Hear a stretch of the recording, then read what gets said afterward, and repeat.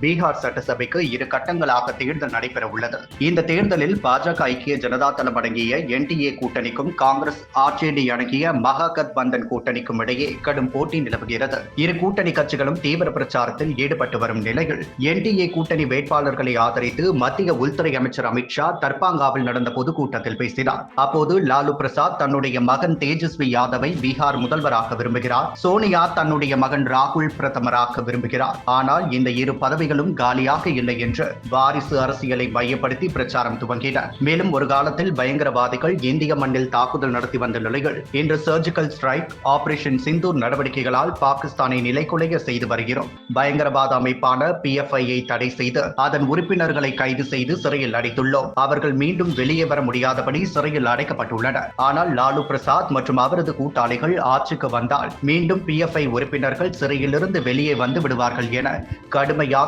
பீகார் மாநிலத்தில் பிரச்சாரம் செய்தார்.